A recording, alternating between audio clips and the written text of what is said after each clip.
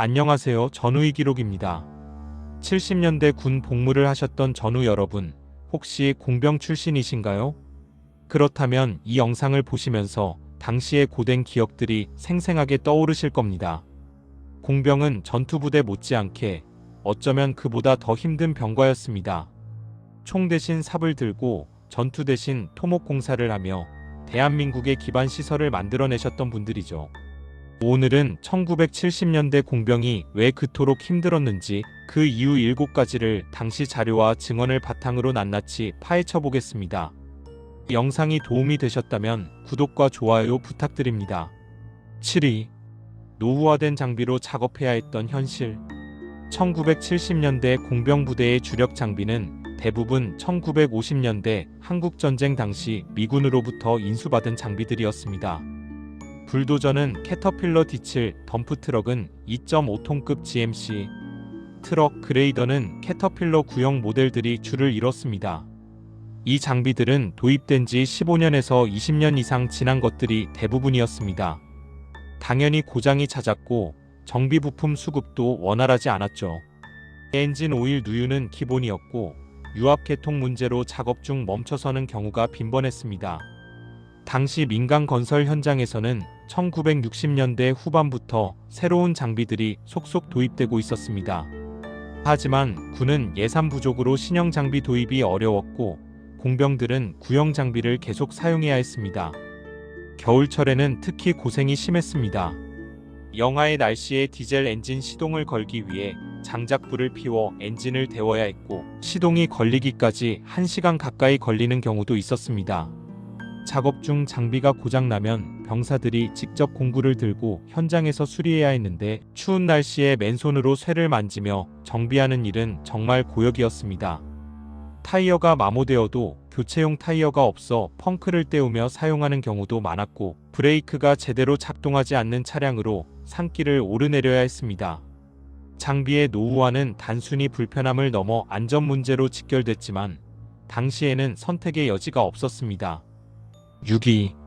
열악한 안전관리와 위험한 작업 환경. 1970년대 공병 작업은 주로 전방 지역의 험준한 산악 지형에서 이루어졌습니다. 군사도로 개설, 교량 가설, 진지 구축, 대전차 방호벽 설치 등이 주요 임무였는데 작업 환경은 매우 위험했습니다. 가장 큰 문제는 안전장비의 부재였습니다. 현대 건설 현장에서 필수인 안전모, 안전화, 안전벨트 같은 기본적인 보호 장비가 거의 없었습니다. 헬멧은 전투용 철모만 있었고 작업화는 별도로 지급되지 않아 대부분 전투화를 신고 작업했습니다. 절벽에서 암석을 다루거나 높은 곳에서 작업할 때도 안전장치가 없었습니다. 추락 방지를 위한 안전난간이나 그물망 같은 것도 설치되지 않았죠. 조심해서 작업하라는 구두 지시가 전부였습니다. 발파 작업도 위험했습니다. TNT나 다이너마이트를 사용한 암석 폭파 작업은 공병의 주요 임무 중 하나였는데 폭약 취급에 대한 체계적인 안전 교육이 부족했습니다. 선임이 하는 것을 보고 배우는 게 전부였고 불발탄 처리도 경험 많은 병사가 직접 확인해야 했습니다. 작업 중 낙석 사고도 잦았습니다. 산비탈을 깎아내는 작업을 하다가 예상치 못한 돌덩어리가 굴러떨어져 부상을 당하는 경우가 있었죠. 중장비가 경사면에서 전복되는 사고도 발생했습니다. 당시에는 산업재해라는 개념 자체가 희박했고 사고가 나도 제대로 된 보상이나 치료를 받기 어려웠습니다. 부상을 입어도 훈련 중 부상으로 처리되는 경우가 대부분이었습니다. 5위. 끝없는 민간 공사 지원 동원. 1970년대는 새마을 운동과 경제개발 5개년 계획이 한창 추진되던 시기였습니다. 전국적으로 도로 포장, 교량 건설, 하천 정비 등 각종 토목 공사가 진행됐는데 공병부대는 이런 민간 공사에 빈번하게 동원됐습니다. 명분은 민군 협력 또는 지역 사회 봉사였습니다.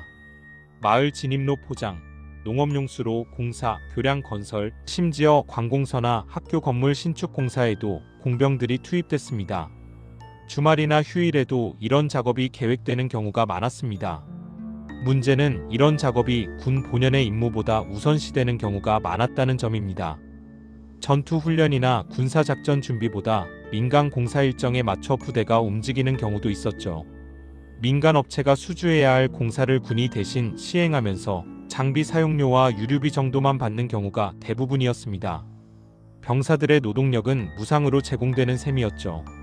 당시 병사 봉급이 월 500원 미만이었던 점을 감안하면 실질적으로 무보수 노동이나 다름없었습니다. 이런 민간 공사 지원은 병사들의 피로를 가중시켰습니다. 평일에는 부대 공사와 군사 작업을, 주말에는 민간 공사를 하다 보니 제대로 쉴 시간이 없었습니다. 명절 연휴에도 긴급 공사 일정 때문에 외출이나 외박이 취소되는 경우가 있었습니다. 4위. 부족한 식사와 영양 공급. 공병 부대는 작업 특성상 야전에서 보내는 시간이 많았습니다. 부대에서 멀리 떨어진 공사 현장으로 이동하면 점심 식사를 제대로 할 수 없었죠. 대부분 아침에 부대 식당에서 주먹밥을 만들어 가져갔습니다. 밥을 꽉 눌러 담은 주먹밥에 김치나 장조림 몇 조각이 전부였습니다. 국물도 없이 차가운 주먹밥을 먹어야 했는데 겨울철에는 밥이 얼어붙어 돌처럼 딱딱해지기도 했습니다. 여름철에는 반대로 밥이 쉬는 문제가 있었습니다. 아침에 만든 주먹밥을 점심때까지 햇볕 아래 두면 신맛이 나기 일쑤였고 파리가 꼬이는 것도 흔한 일이었습니다. 부대 식당 사정도 넉넉하지 않았습니다. 1970년대 병사 1인당 급식비는 하루 100원 내외였습니다. 이 예산으로 하루 3끼를 해결해야 했으니 식단이 풍성할 리 없었죠. 주식은 쌀과 보리를 섞은 보리밥이 기본이었습니다. 쌀이 귀하던 시절이라 보리 비율이 더 높은 경우도 많았습니다. 반찬은 김치, 된장찌개, 무나물 같은 기본적인 것들이 대부분이었고 육류는 한 달에 한두 번 나오면 다행이었습니다. 공병은 육체 노동 강도가 높은 병과입니다. 하루 종일 삽질을 하고 돌을 나르고 중장비를 운전하면 많은 칼로리를 소모합니다. 하지만 영양 공급은 그에 미치지 못했죠. 체중 감소는 흔한 일이었습니다. 입대 시 체중에서 510kg 정도 빠지는 병사들이 많았고 체력이 약한 병사들은 영양 부족으로 고생하기도 했습니다. 피로 회복이 제대로 되지 않아 만성 피로에 시달리는 경우도 있었습니다. 3위. 체계적 기술 교육 없이 현장 투입. 1970년대에는 공병 특기병에 대한 전문 교육 체계가 충분히 갖춰져 있지 않았습니다.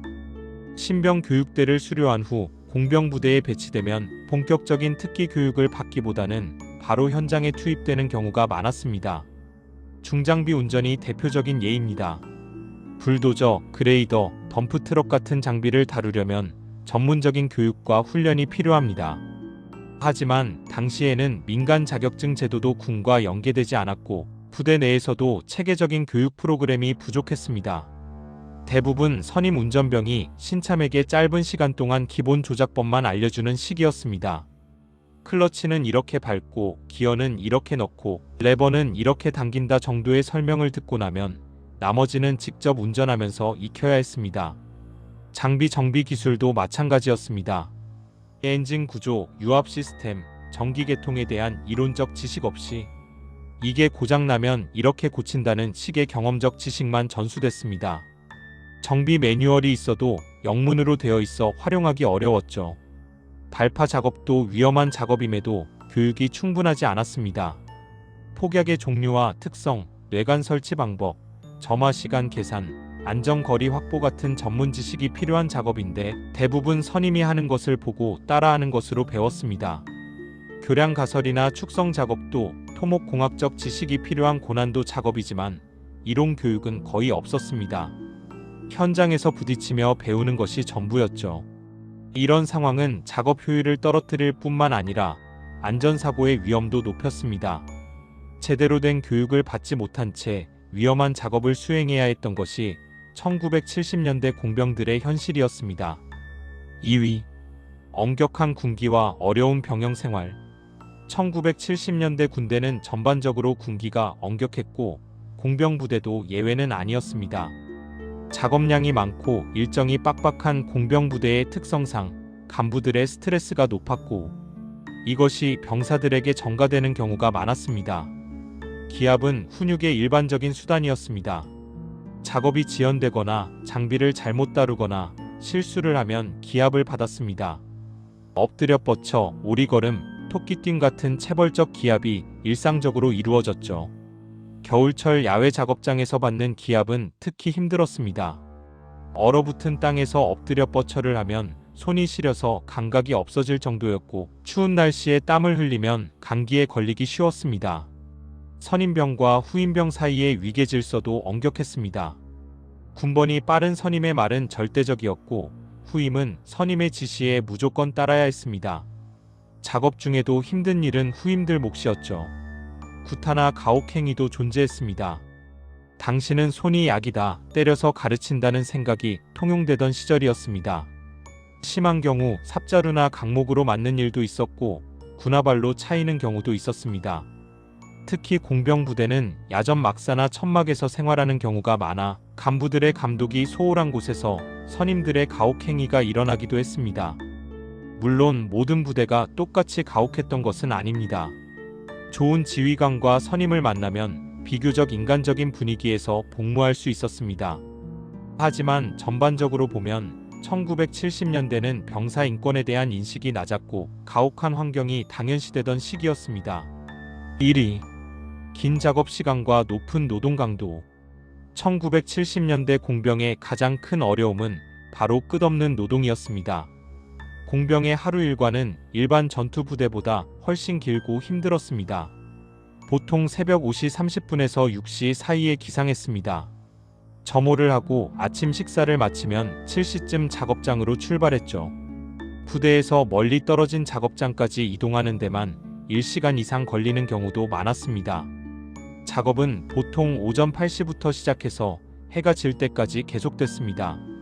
점심시간 1시간 정도를 제외하면 오후 5시에서 6시까지 계속 작업을 했습니다. 하루 9시간에서 10시간의 작업이 기본이었죠. 부대로 복귀하면 장비 정비와 세척을 해야 했습니다. 불도저, 덤프트럭 같은 중장비는 매일 점검하고 청소해야 했는데 이 작업에도 12시간이 소요됐습니다. 저녁 식사를 마치고 나면 밤 9시가 넘는 경우가 많았습니다. 공사 일정이 촉박하거나 긴급 작업이 있을 때는 더 길어졌습니다. 야간 작업을 하는 경우도 있었고 밤 1011시까지 일하는 날도 있었습니다. 주말도 온전히 쉬기 어려웠습니다. 토요일은 오전 작업을 하는 경우가 많았고 일요일에도 긴급 공사나 민간 지원 작업이 있으면 동원됐습니다. 작업 강도도 높았습니다. 중장비가 들어갈 수 없는 곳에서는 삽과 곡괭이로 직접 땅을 파야 했습니다. 돌을 나르고 흙을 옮기고 시멘트를 반죽하는 모든 일이 사람 손으로 이루어졌습니다.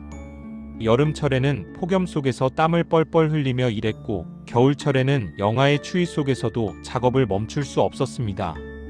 혹한기 훈련 기간에는 영하 1520도의 날씨에도 도화 작업이나 교량 가설 훈련을 했습니다. 이런 고강도 노동에 비해 보상은 거의 없었습니다. 1970년대 초반 병사 봉급은 월 30만 400원 수준이었고 후반에도 1,000원을 넘지 않았습니다. 민간 건설 현장 일용직 노동자의 하루 임금이 수천 원이던 시절에 군인들은 그보다 훨씬 낮은 대우를 받으며 일했습니다. 휴식 시간도 부족했습니다. 하루 작업을 마치고 부대로 돌아오면 너무 지쳐서 씻지도 못하고 잠들기 일쑤였습니다. 수면 시간은 56시간 정도에 불과했고 만성적인 피로에 시달렸습니다. 1970년대 공병으로 복무한 분들은 정말 고된 시간을 보내셨습니다. 제대로 된 장비도 안전장치도 충분한 보상도 없이 묵묵히 국가를 위해 일하셨던 것입니다. 지금까지 1970년대 공병이 힘들었던 7가지 이유를 알아봤습니다. 70년대 공병으로 복무하신 전우 여러분, 당신들이 닦은 도로 위로 지금 수많은 차들이 달리고 있습니다. 당신들이 놓은 교량 위로 사람들이 오가며 일상을 살아가고 있습니다. 비록 그 누구도 알아주지 않았지만 여러분의 땀과 노력이 오늘날 대한민국의 기반이 되었습니다. 힘들었던 기억도 있겠지만 동료들과 함께 어려움을 이겨낸 자부심도 있으실 겁니다. 그 경험이 여러분을 더 강하게 만들었고 어떤 어려움도 이겨낼 수 있는 힘이 되었을 것입니다. 혹시 이 영상을 보시면서 공병 시절의 추억이 떠오르셨다면 댓글로 당시 이야기를 나눠주세요. 여러분의 경험은 후배들에게 그리고 역사에 귀중한 기록이 됩니다. 구독과 좋아요, 알림 설정까지 부탁드립니다. 다음에도 여러분의 이야기를 담은 콘텐츠로 찾아뵙겠습니다. 전우의 기록이었습니다. 감사합니다. 클로드는 AI이며 실수할 수 있습니다. 응답을 다시 한번 확인해 주세요.